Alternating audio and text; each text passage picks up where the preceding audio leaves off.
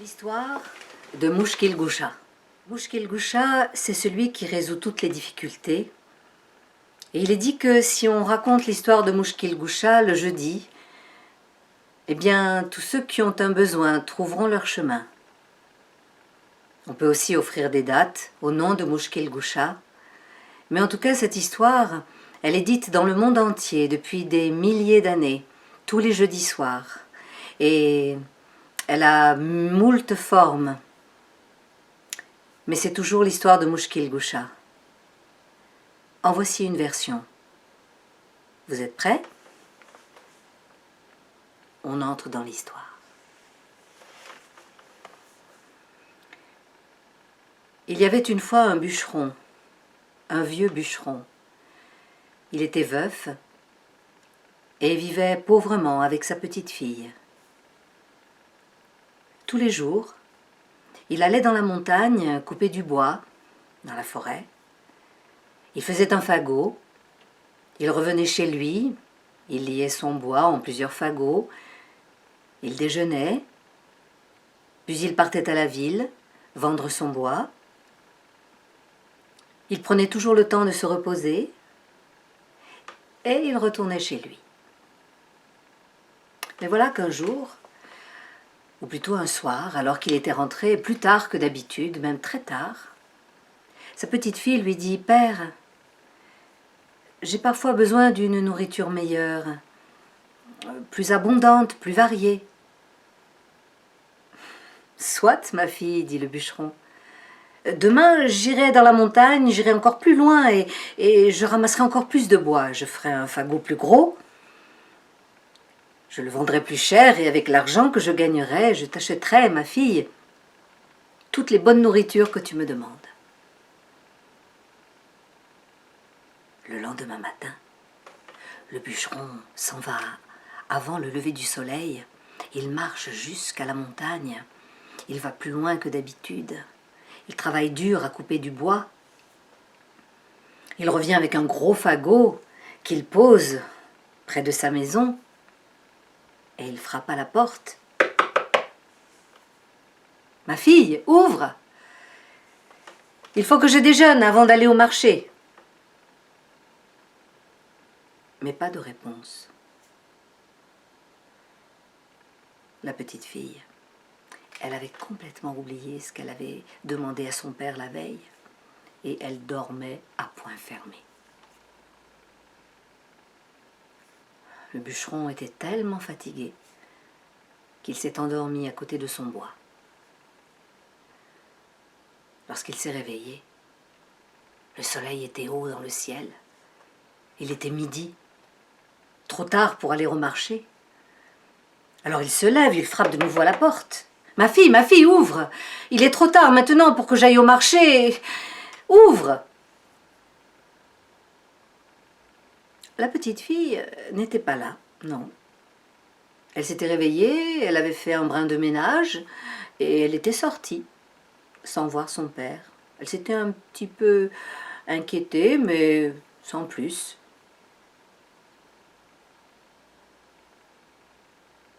Alors le bûcheron se dit que, eh bien, puisqu'il était trop tard, il irait dans la forêt de nouveau, et il couperait un autre fagot, encore du bois, et ainsi demain, il aurait 2 fagots à vendre. Ce qu'il fait. Lorsqu'il revient, de nouveau, avec son 2e fagot, le soleil se couche à l'horizon. Il pose son bois derrière la maison, il va à la porte et il frappe. Pas de réponse. La porte est fermée. La petite fille était rentrée après sa promenade. Elle avait mangé quelques dattes. Elle s'était demandé ce que faisait son père, mais elle s'était dit que peut-être il avait décidé de rester en ville. Alors elle s'était couchée. Et au moment où le bûcheron frappe à la porte, elle dort. La nuit tombe. Le bûcheron est tellement fatigué qu'il s'endort à côté de son bois. Mais le froid, la faim le réveillent, il ouvre les yeux et là, il ne voit rien. C'est la nuit. C'est alors qu'il entend une voix qui vient de l'obscurité, de cette nuit noire. Une voix qui lui dit « Viens, viens par ici, viens. Si ton besoin est assez fort et ton désir assez faible, tu trouveras une nourriture délicieuse. Viens, viens par ici. » Le bûcheron s'est levé et il a marché dans le noir, tout en entendant cette voix qui lui disait « Viens, viens par ici. Si ton besoin est assez faible et ton désir assez... si ton besoin est assez fort et ton désir assez faible, tu trouveras une nourriture délicieuse. » Il marche, et puis à un moment donné, la voix se tait et il est perdu. Alors là, il a envie de pleurer. Il ne comprend rien à son histoire mais il se dit que pleurer ne lui servirait à rien. Alors, il s'allonge là, sur le sol, et il s'endort. Mais le froid, la faim, la soif le réveillent de nouveau. Il est toujours dans la nuit. Alors il décide de se raconter son histoire à partir du moment où sa petite fille lui a demandé une nourriture meilleure. Il se raconte tout ce qui s'est passé. Et lorsqu'il a fini son histoire, il entend une voix, une autre voix. Une voix qui lui dit « Que fais-tu là, vieillard ?»« Je me raconte mon histoire. » « Et quelle est ton histoire ?» demande la voix. Le bûcheron raconte. Sa petite fille, la nourriture meilleure, la porte fermée, tout ce qui lui est arrivé. « C'est bien, lui dit la voix, c'est bien. Maintenant, ferme les yeux et monte sur la marche. » « Mais il n'y a pas de marche, répond le bûcheron. Fais ce que je te demande, ferme les yeux et monte sur la marche. Alors le bûcheron ferme les yeux et aussitôt il se retrouve debout. Il lève un pied et il sent une marche. Et puis le voilà qui monte un escalier. Il a les yeux fermés, mais il sent que l'escalier se met en mouvement. Il monte, il monte, il monte, il monte, il monte, il monte, il monte, toujours les yeux fermés. Et puis tout d'un coup, la voix lui dit « Tu n'ouvriras les yeux que lorsque je te le dirai. » Et il monte, il monte, il monte, et l'escalier s'arrête. Et la voix lui dit « Ouvre les yeux. »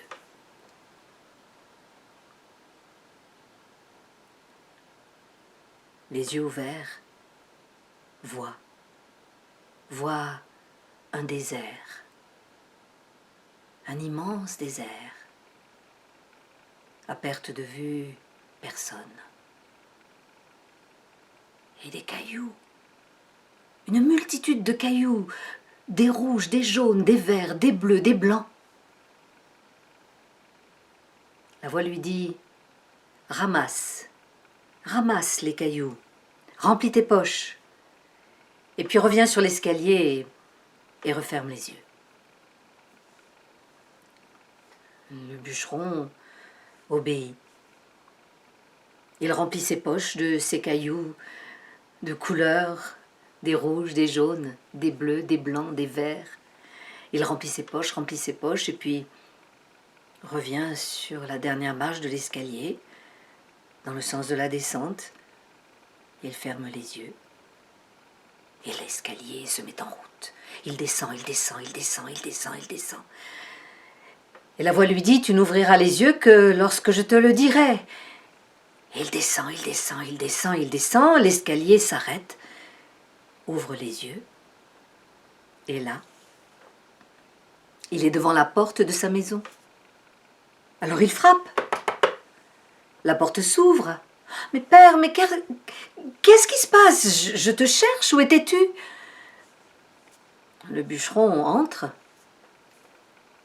et il raconte à sa fille tout ce qui lui est arrivé, toute son histoire. La petite fille ne comprend rien à ce qu'il raconte. C'est alors qu'il partage les quelques dates qui restent dans la maison. Soudain, le bûcheron entend une voix, comme celle qui lui avait dit de monter l'escalier. Et cette voix lui dit « Tu ne le sais pas encore, mais tu viens d'être sauvé par Mushkil Gusha. Mushkil Gusha, n'oublie jamais ce nom. C'est celui qui résout toutes les difficultés. Tous les jeudis soirs, rappelle-toi de Mushkil Gusha et raconte ton histoire. Et tu verras, ceux qui ont un besoin trouveront leur chemin. Ou alors offre un cadeau à un nécessiteux au nom de Mushkil Gusha et tu verras, ces difficultés seront résolues. » Le lendemain, le bûcheron va au marché avec ses 2 fagots. Il les vend sans difficulté, à un très bon prix. Il achète à sa fille toutes les nourritures qu'elle lui avait demandées, toutes les bonnes nourritures, délicieuses. Il rentre chez lui, c'est le jeudi soir, et il offre tout cela à sa fille. Et tandis qu'ils mangent ensemble, il lui dit « Ma fille, nous venons d'être sauvés par Mushkil Gusha, il ne faudra jamais l'oublier. Tous les jeudis soirs, nous devrons y penser. »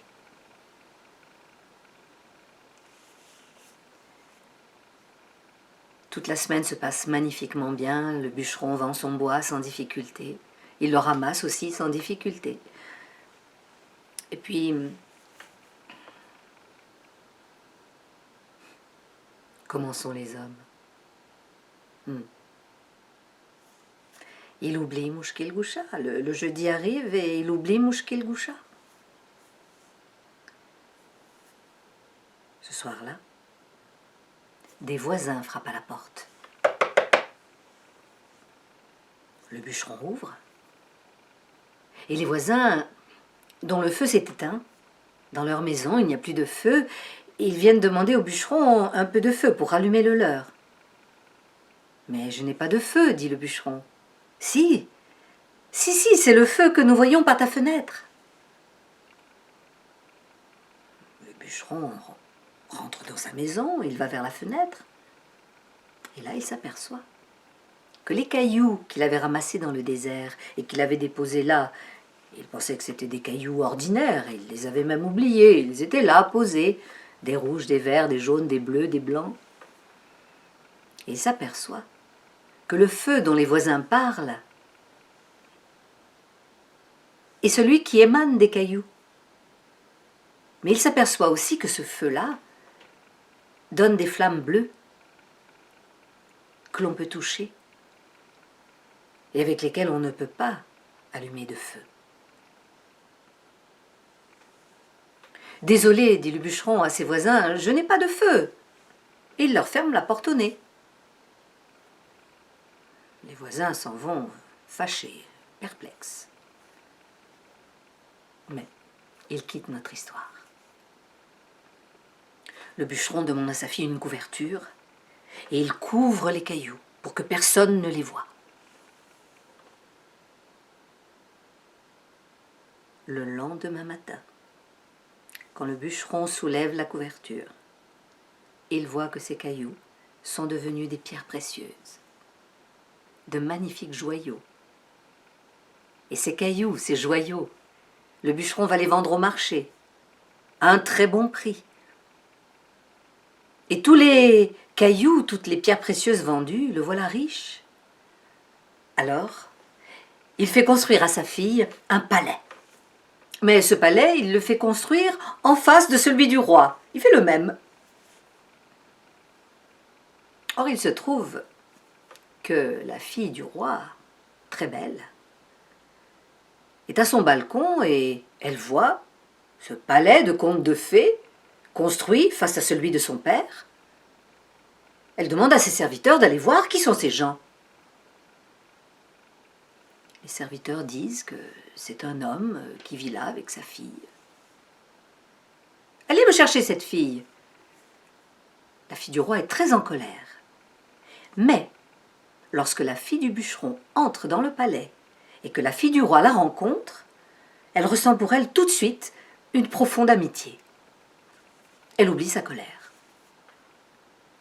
Et voilà que, comme elles deviennent amies, tous les jours, la fille du roi emmène la fille du bûcheron se baigner dans la rivière que son père a fait creuser spécialement pour elle.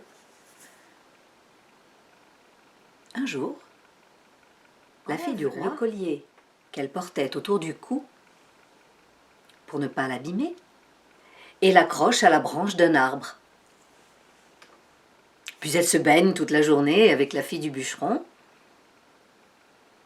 Le soir venu, chacune rentre en son palais. Mais voilà que la fille du roi sent qu'elle n'a plus son collier. Elle oublie ce qu'elle avait fait et elle se dit « Mais c'est la fille du bûcheron qui me l'a volé. » Elle va en parler au roi. Elle lui affirme que la fille du bûcheron lui a volé son collier. Le roi entre dans une terrible colère. Il demande que l'on enferme le bûcheron dans un cachot, qu'on l'arrête, que l'on mette sa fille dans un orphelinat et que l'on mette leur palais sous scellé. Le bûcheron ne comprend pas ce qui lui arrive. La fille du bûcheron non plus d'ailleurs. Il y a une coutume dans ce pays, c'est que quand un homme est arrêté, on l'enferme quelque temps dans un cachot, et puis ensuite on le sort sur la place publique pour le montrer aux gens. C'est ce qu'on fait avec le bûcheron. On le sort de son cachot, on attache ses mains derrière son dos, et on accroche autour de son cou un écriteau, où il est écrit « Voilà ce qui arrive à ceux qui volent les rois ». Les gens l'insultent, les gens passent, lui jettent des cailloux. Parfois même on lui jette des bribes de nourriture, mais on l'insulte. Il est très malheureux. Mais voilà comment sont les hommes. Au bout d'un certain temps, ils sont habitués à la présence du prisonnier sur la place publique, alors ils passent devant sans le regarder. Et voilà qu'un jour, le bûcheron entend parmi les gens qui passent, et il entend une voix qui dit « C'est jeudi aujourd'hui ». À peine entend-il le mot jeudi qu'il repense à Mouchkil Goucha. Eh bien, à peine pense-t-il à Mouchkil Goucha qu'un homme passe et lui jette une pièce de monnaie. « Homme généreux, crie le bûcheron. « Prends cette pièce, je t'en prie, je ne peux rien en faire. Va m'acheter quelques dattes, ou même une date que l'on partage, et je vais te raconter une histoire. » L'homme prend la pièce, il revient avec des dattes, il les partage avec le bûcheron, et le bûcheron raconte l'histoire de Mouchkil Goucha. L'homme se dit que le bûcheron devait être fou, enfin que cet homme était fou à force d'être attaché sur la place publique. Il avait sans doute perdu la raison. Mais c'était un homme généreux. Et lorsqu'il est rentré chez lui, eh bien, toutes ses difficultés étaient résolues. Et il a beaucoup pensé à Mouchkil Goucha depuis ce temps. Mais c'est ici qu'il quitte notre histoire. Eh bien, le jour même ou le lendemain, enfin presque instantanément, la fille du roi retourne à la rivière pour se baigner.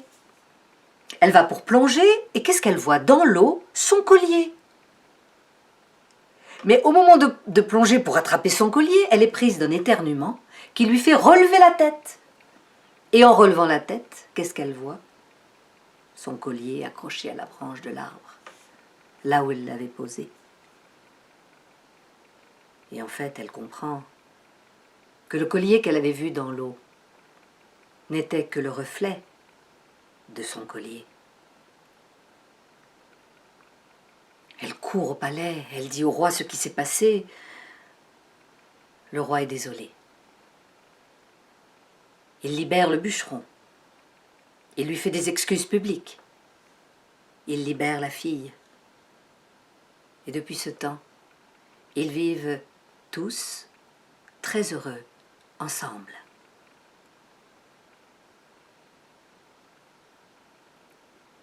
Ceci n'est qu'un épisode de l'histoire de Mushkil Gusha. C'est une histoire très ancienne. Très ancienne. Elle se dit partout dans le monde le jeudi soir. Écoutez-la le jeudi soir et vous verrez, si vous-même vous la racontez, tous ceux qui ont un besoin trouveront leur chemin. Je vous offre des dates au nom de Mushkil Gusha. Que cette histoire vous porte chance, vous apporte ce dont vous avez besoin. Mushkil Gusha. Cette histoire prend tellement de formes. Parfois, on ne reconnaît pas que c'est l'histoire de Mushkil Gusha, mais c'est bien elle pourtant.